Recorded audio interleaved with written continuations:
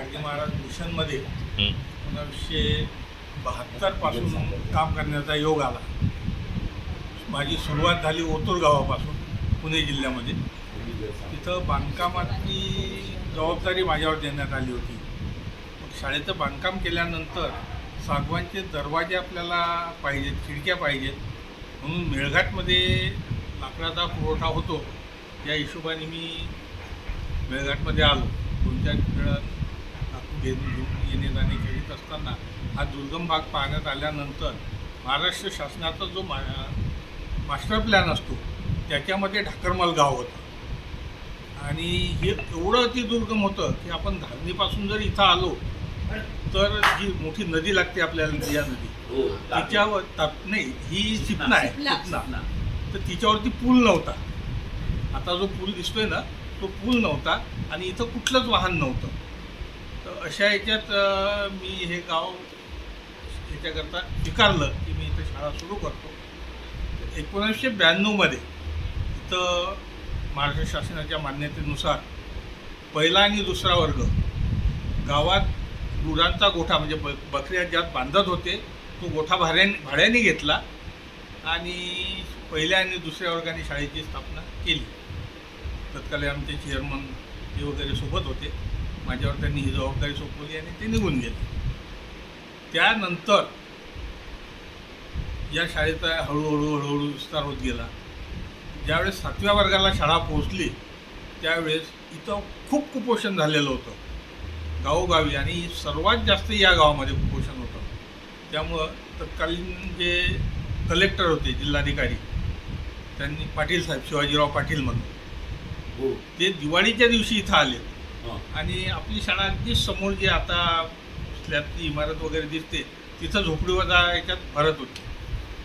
मग ते आल्यानंतर आता समोरच आपली शाळा आहे त्यामुळं दिवाळीचा दिवस आम्ही पती पत्नी होतो इथं, बाकी मुलं गेलेली होती गावी. त्यांनी बैठक आपल्या इथंच झाली शाळेवरती. सर्व गावातल्या कर्मचाऱ्यांना, त्याच्यानंतर गावकऱ्यांना, सर्वांना, सरपंच, उपसरपंच त्यांनी बोलवून घेतले आणि त्यांची ती कुपोषणाची चर्चा करत राहिले. कुपोषणाची चर्चा वगैरे झाली. मग घरातून चालू होता आवाज, लक्ष्मीपूजनाला या, लक्ष्मीपूजनाला या. त्यांनी 1-2 वेळा ते ऐकलं. त्या लोक कोण आहे म्हणून, विशेष अच्छा आई साहेब आहेत काय म्हणतात, जाऊन या म्हणा. म्हटलं नाही, ते लक्ष्मीपूजन, आज दिवाळी आहे ना, तर लक्ष्मीपूजनाला या म्हणतात. मग जाऊन या, करून या लक्ष्मीपूजन. साहेब हात जोडले, आपणही चला म्हटलं.